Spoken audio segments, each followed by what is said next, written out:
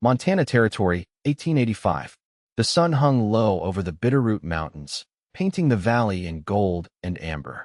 Dust rose from the parched earth as a lone rider urged his paint stallion toward the small homestead nestled against the foothills.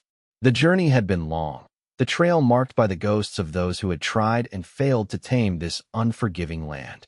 Dawson Wright stood on her porch, watching the approaching rider with suspicion narrowing her blue eyes.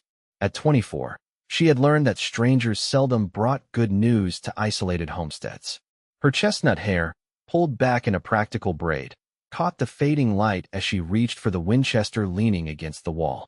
3 years alone on this claim had taught her caution above all else. The death of her husband during their first winter had left Dawson with nothing but 80 acres of stubborn soil, a half-built cabin, and the crushing weight of survival. Love, she had decided, was a luxury for those who didn't have to fight the land for every morsel. For those who hadn't watched someone they loved being lowered into frozen ground. The frontier has no use for sentiment, she often told herself while working the fields until her hands bled. Only strength and stubbornness keep you alive out here. What she wanted was simple: to make this year's harvest, to keep the bank from reclaiming her land, to prove to the doubters in town that a woman could manage a homestead alone.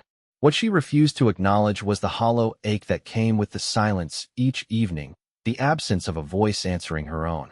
As the rider drew closer, Dawson could see he was younger than she'd initially thought. Perhaps 26, with a straight back and confident seat that spoke of years in the saddle. His tan Stetson cast shadows across features that were more boy than man, despite the light stubble along his jaw.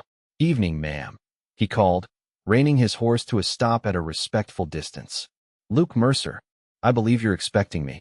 Dawson's grip on the rifle tightened. "I'm expecting no one." The young man's expression shifted from friendly to confused. He removed his hat, revealing sunlightened brown hair and earnest hazel eyes. "Mrs. Wright? Dawson Wright. Your neighbor Thomas Fletcher hired me to help with your summer building. Said you needed a barn raised before winter." Dawson lowered the rifle slightly. Old Fletcher had mentioned sending help, though she'd refused it outright. The stubborn old man had apparently ignored her protests. "Mr. Fletcher should mind his business," she said coldly. "I need no charity." "It ain't charity, ma'am." Luke dismounted with fluid grace. "I'm being paid fair wages, and I need the work. Been driving cattle most of my days, but looking to put down roots somewhere. Thought to earn my way through the territories before deciding where." Something in his straightforward manner made Dawson pause. She needed that barn. Her livestock wouldn't survive another winter without proper shelter, and her attempts at construction had been frustratingly slow. "1 week," she finally said. "Food and lodging in exchange for labor. Then you move on." Luke's smile brightened his entire face, transforming him from handsome to nearly beautiful. "Yes, ma'am. You won't regret it." But as she showed him to the lean-to where he'd sleep, Dawson was already wondering if she'd made a terrible mistake. Not because she feared him, but because of the unwelcome warmth his smile had kindled in a heart she'd thought long frozen. The next morning dawned clear and bright, with Luke already at work when Dawson emerged from her cabin. He'd organized the lumber Fletcher had delivered, sketched plans in the dirt, and begun marking foundation points. "Hope you don't mind me getting started," he said, looking up from his work. "Thought to make the most of daylight." Dawson merely nodded, oddly unsettled by his initiative. "There's coffee and cornbread inside. Can't work on an empty stomach." Over breakfast, Luke asked intelligent questions about her needs for the barn, its placement, the number of animals to house. His knowledge surprised her. "Thought you were a cowhand," she said, pouring more coffee. "My pa was a carpenter before he took to ranching," Luke explained. "Taught me both trades before the fever took him, and Ma when I was 17. Been making my way since then." There it was, that unwelcome tug of kinship. She recognized the look in his eyes, the one that spoke of loss weathered young. She'd seen it in her own reflection too many times. "The foundation needs to be dug before anything else," she said, changing the subject. "I'll help." Luke shook his head. "With respect, Mrs. Wright, you'd be more help tending your fields. I can manage the digging. I don't take orders on my own land, Mr. Mercer." His lips quirked in a half-smile. "Wasn't giving orders. Just suggesting the most efficient use of our time." Dawson found herself reluctantly agreeing with his logic. By midday, Watching him work from the corner of the field she was weeding, she had to admit he knew his business. He moved with purpose and skill, wasting no motion. That evening, as they sat on the porch eating stew, Luke broke the comfortable silence. "You've done remarkable work here, Mrs. Wright. Most men couldn't manage what you have alone." "Necessity is a harsh teacher," she replied, but couldn't help feeling a flush of pride. "The hardest lessons tend to stick," he agreed. "But if you don't mind my asking, why alone? Surely there's family somewhere who could help." "My family's back east. They warned me against coming west, against marrying James." She stared into the darkness beyond the porch. "They'd only say they told me so if I went crawling back." Luke nodded slowly. "Pride's a powerful force out here. Sometimes keeps us alive. Sometimes keeps us lonely." "Lonely is safer," Dawson said, the words escaping before she could stop them. "No one to disappoint. No one to lose." Luke's eyes met hers across the darkening porch. "Is that what you believe, Mrs. Wright? That we're better off facing the frontier alone?" The question hung between them, and for one unsettling moment, Dawson couldn't remember why she'd been so certain of the answer. The next few days fell into a rhythm neither had anticipated. They worked well together, communicating with minimal words, anticipating each other's needs. By the fourth day, the barn's frame stood tall against the Montana sky, and Luke had begun the walls. They were securing the last panel when disaster struck. A sudden gust of wind caught the unsecured section, sending it toppling toward Dawson. Luke moved with startling speed, pushing her clear but taking the brunt of the falling timber across his shoulder. "Luke!" Dawson scrambled to his side, heart pounding with unexpected terror. There was blood seeping through his shirt, but he was conscious, grimacing in pain. "Just a scratch," he managed, though his pallor suggested otherwise. Dawson helped him to the cabin, her hands trembling as she cleaned the jagged wound across his shoulder. It required stitches, something she'd done for animals, but never a person. "I trust you," Luke said simply when she hesitated with needle in hand. Those 3 words shook her more than they should have. Trust was dangerous. It implied expectation, dependence. Yet as she carefully closed his wound, she realized she trusted him too. When had that happened? That night, with Luke feverish in her bed while she slept on a pallet beside the hearth, Dawson faced uncomfortable truths. She'd grown accustomed to his presence, his quiet humor, the way he hummed while he worked. Worse, she'd begun imagining what it would be like if he stayed. "Foolishness," she whispered to the darkness. "The frontier doesn't forgive such weakness." Luke's fever broke by morning, but Dawson insisted he rest another day. She worked on the barn alone, stubbornly proving to herself she needed no one. But the work was slower, harder without him, and the silence that had once been familiar now felt empty. When she returned to the cabin, she found Luke sitting at the table, a piece of paper before him. "What's that?" she asked, setting down her tools. "A letter from Thomas Fletcher," Luke said, his expression unreadable. "Came while you were out. The boy from town delivered it." Dawson took the letter, scanning its contents with growing confusion. "This makes no sense. Fletcher says he's glad I found help for the summer, but he never sent anyone. Says he meant to, but his nephew arrived instead." She looked up slowly, comprehension dawning. "You lied to me." Luke met her gaze steadily. "I needed somewhere to stay. I heard in town you had land, but needed help. You thought to take advantage of a woman alone." Anger flooded her, but beneath it lay a deeper hurt she refused to acknowledge. "No." Luke stood, wincing at the movement. "I meant no deception. I was going to tell you the truth once you saw I was trustworthy." "Trustworthy?" Dawson laughed bitterly. "You started with a lie. What else isn't true? Is Luke Mercer even your name?" "It is," he said quietly. "Everything else I told you was true. About my parents, my work, my wandering. I saw your place when riding past. Saw you working alone, looking exhausted but so determined.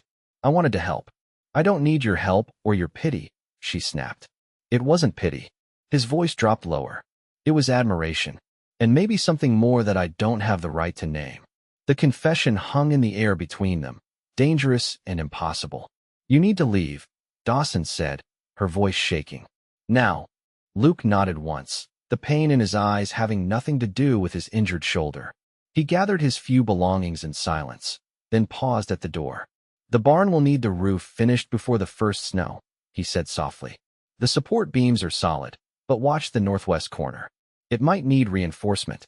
Then he was gone, the sound of hoofbeats fading into the gathering twilight, leaving Dawson alone with an unfinished barn and the hollow feeling that she'd just made a terrible mistake. The next 2 weeks passed in a blur of solitary work and sleepless nights. Dawson finished the barn alone, each completed section a hollow victory. She told herself the ache in her chest was simply exhaustion, nothing more. Then came the letter from the bank. Her mortgage payment was overdue, and they were foreclosing unless she could pay in full within 30 days. The poor spring harvest had left her cash reserves depleted, and the summer crops wouldn't be ready in time. Desperation drove her to town to beg for an extension. The banker, a pinch-faced man named Hollister, was unmoved by her pleas. "A woman has no business running a homestead alone," he said with smug certainty. "You should have remarried or returned east after your husband's passing. I'll be doing you a favor by taking this burden from you." Dawson left the bank, blinking back furious tears, when a familiar voice called her name. She turned to find Luke crossing the street toward her, concern evident on his face. "Mrs. Wright, are you all right?" She nearly kept walking, pride demanding she ignore him. But desperation won out. "The bank is foreclosing," she admitted. "I have 30 days. Luke's expression darkened. "Hollister's been doing this all over the county, calling in loans early, hoping to consolidate land for the railroad coming through. You know about this?" He nodded grimly. "I've been working at the Rocking H Ranch. The owner's fighting the same battle." He hesitated. There might be a way to stop him. A legal challenge. But it would require going to Helena, presenting evidence to the territorial judge. "I can't leave my farm for that long," Dawson said hopelessly. "Not with harvest coming." Luke stepped closer. "Let me help. For real this time. No lies. Why would you help me after I sent you away?" His eyes softened. "Because I understand pride, Mrs. Wright. And I understand being afraid to trust." He paused.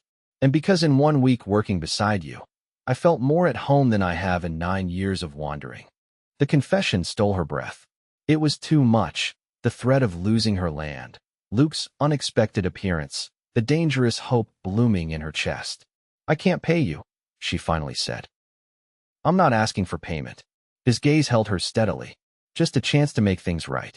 That evening, Luke returned with her to the homestead, this time sleeping in the newly completed barn. They formed a plan. Dawson would manage the harvest while Luke traveled to Helena with evidence of Hollister's fraudulent practices that he'd gathered while working at the Rocking H. The night before his departure, they sat on the porch like before, but the silence between them now carried unspoken weight. "Why did you really come here, Luke?" Dawson finally asked. "The truth." He looked out at the darkening land, choosing his words carefully. "I've been moving from place to place since my parents died. Working ranches, trail drives, anything that kept me busy enough not to notice I was alone." He turned to her. "When I rode past your place that first time, I saw someone fighting the same battle. Someone who understood what it means to face the frontier's hardships alone." "So it was recognition?" she pressed. "At first." His voice dropped. "Then it became something else. Something I hadn't felt before." Dawson looked away, unwilling to name the feeling echo in her own heart. "I'm too set in my ways for such notions, Mr. Mercer." "Luke," he corrected gently. "And I don't believe that." "I'm too old for love," she said, the words barely audible. "Too damaged by what this land takes." Luke's response came soft but certain. "I've just been waiting for you, wandering until I found where I belong." The simple truth of his words pierced the armor she'd built around her heart. Before she could respond, he stood. "I should get some rest before tomorrow's ride," he said. "Good night, Dawson." It was the first time he'd used her given name, and it lingered in the night air long after he'd gone. Luke's journey to Helena took a week longer than expected. Each day of his absence, Dawson found herself watching the horizon, hoping to see a familiar silhouette approaching. The harvest kept her busy, but her thoughts constantly strayed to the young cowboy who had upended her carefully constructed solitude. Then came disaster.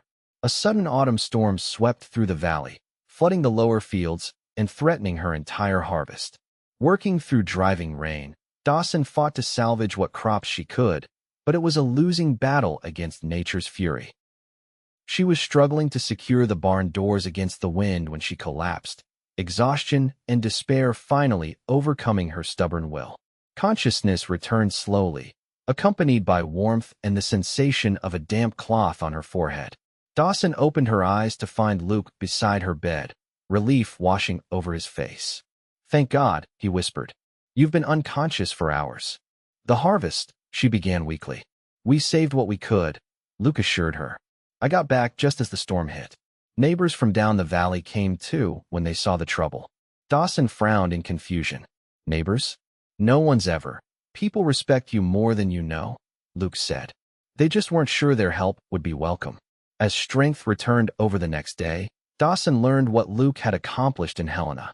The territorial judge had issued a stay against the bank's foreclosure's pending investigation. They had breathing room, if not outright victory. "It doesn't solve everything," Luke admitted. "The storm damage means you'll still be short on cash. But it buys time." Dawson studied him across the kitchen table. "Why did you come back? You could have sent word about the judge's ruling." Luke met her gaze steadily. "I made a promise." "There was more to it than that," she pressed. A smile touched his lips. "Yes, there was." The admission hung between them, neither quite ready to grasp its full implications. Yet something had fundamentally shifted. That night, Luke returned to sleeping in the barn, but the distance between cabin and outbuilding seemed to shrink with each passing day. They worked side by side to repair storm damage and complete the harvest. Where once Dawson had guarded her independence fiercely, she now found herself appreciating Luke's strength alongside her own. They complemented each other, her practical knowledge of farming balancing his skills with construction and animals. Neighbors who had kept their distance began to visit, bringing preserved foods to supplement what the storm had taken, offering help with repairs. Dawson realized that while she'd been protecting herself from further loss, she'd also been shutting out the community that might have sustained her. "The frontier doesn't have to mean isolation," Luke said one evening as they shared dinner with the Petersons from the neighboring farm. "The first settlers who survived did so by banding together." Wise words from such a young man. Mrs. Peterson nodded approvingly. "Though I suspect our Dawson has been learning that lesson these past weeks." Our Dawson. The words sent an unexpected warmth through her chest. As winter approached, the question of Luke's departure loomed unspoken between them. He had fulfilled his promise to help save her farm, yet each day found him still there, making improvements, planning for spring planting, speaking of the future as though his place in it was assured. One crisp November morning, Dawson found him in the barn, constructing what appeared to be a cradle. "Expecting livestock to start having babies in the house?" she asked, hiding her confusion behind humor. Luke looked up, a blush creeping across his features. "It's for the Wilsons. Their first child is due after Christmas, and Thomas mentioned they couldn't afford proper furnishings." Dawson ran her hand over the smooth wood, admiring the craftsmanship. "You're making it for strangers?" "Neighbors," he corrected gently. "Not strangers anymore." She studied him, this young man who had arrived uninvited into her life and somehow become essential to it. "You're putting down roots here." It wasn't a question, but Luke answered anyway. "I'd like to, if there's reason enough to stay." The moment stretched between them, laden with possibility and fear. "Winter's coming," she said at last. "The lean-to won't be warm enough once the snows start." Luke's hands stilled on the cradle. "I could build a proper addition to the cabin. A second room. For propriety's sake." "Propriety?" Dawson raised an eyebrow. What would be proper about an unmarried man and woman sharing a home? Separate rooms, or no?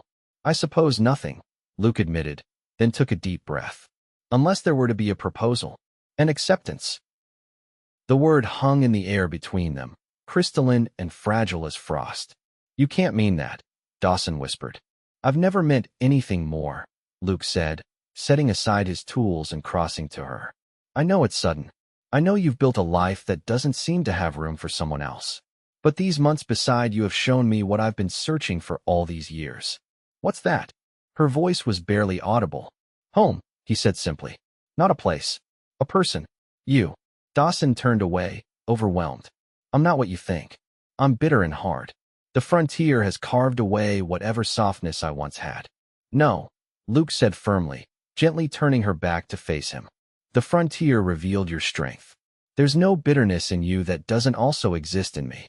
We've both lost. We've both struggled alone. But what if we didn't have to anymore?" "I'm afraid," she admitted, the confession tearing from somewhere deep. I buried one husband. I don't think I could survive burying another. None of us know what tomorrow brings, Luke acknowledged. But isn't that all the more reason to grasp happiness when we find it? I'd rather have one day calling you my wife than a lifetime of wondering what might have been. Tears burned behind her eyes. I'm too old for love, she whispered. Luke's smile was gentle as he took her hands in his. And I told you before, I've just been waiting for you. For as long as it takes, I'll keep waiting. Because some things are worth the patience. The dam broke then, tears spilling down cheeks that hadn't felt their warmth in years. Luke drew her against his chest, strong arms encircling her with a tenderness that undid the last of her resistance. I don't even know if I remember how to love, she confessed against his shirt. Then we'll learn together, he promised. Day by day, 2 weeks later, they were married in the town's small church, with what seemed like the entire valley in attendance. Dawson wore a blue dress that Mrs. Peterson had insisted on sewing for the occasion, and Luke stood tall in a new suit, looking at her as though she were the sunrise after the longest night. I never expected this, she whispered as they shared their first dance at the celebration afterward. That makes 2 of us, Luke replied, his eyes crinkling with joy. But I'm mighty glad I took that detour past your homestead. Winter descended on the valley, but this year the cold brought no dread with it. The cabin, expanded with a proper bedroom and reinforced against the elements, rang with conversation and occasional laughter. Neighbors visited regularly, bringing news and companionship to break the isolation. As Christmas approached, Luke disappeared into his workshop in the barn each evening, refusing to let Dawson see what he was crafting. On Christmas morning, he presented her with an intricately carved rocking chair, perfect for the fireside. For quiet evenings, he explained, trailing his fingers along the polished wood. And perhaps, someday for more. The careful hope in his voice made her heart swell. Someday, she agreed, surprising herself with how right the promise felt. Spring came in a rush of green, transforming the valley from white stillness to vibrant life. The planting went quickly with 2 pairs of hands working in tandem, and the first shoots were already reaching for the sun when the letter arrived. It was from the territorial capital, confirming that Hollister's bank had been censured for fraudulent practices. All foreclosure proceedings had been permanently halted, and compensation was being arranged for affected homesteaders. We did it, Dawson breathed, looking up from the paper with wonder. The farm is safe. Luke's answering smile held more than simple victory. Our farm, he corrected gently. Our farm. Our home. Our future. The words no longer frightened her. That evening, as they sat together on the porch watching the sunset paint the mountains gold, Dawson rested her head against Luke's shoulder. You know what I realized today? What's that? He asked, his arm warm around her waist. The frontier doesn't take everything. Sometimes, when you least expect it, it gives you exactly what you need. Luke pressed a kiss to her temple. And sometimes, what you need finds you, even when you're convinced you're too old for new beginnings. Dawson smiled, thinking of how wrong she'd been that night on the porch. She wasn't too old for love. She'd simply been waiting, though she hadn't known it, for the right person to remind her that even in the harshest wilderness, the heart could still find home. Together, they watched darkness settle over the land that had once represented only struggle and loss, but now held the promise of all their tomorrows. The frontier hadn't been conquered, but in finding each other, they had discovered something stronger than its challenges, a love forged in hardship, tested by doubt, and ultimately as enduring as the mountains that cradled their valley home.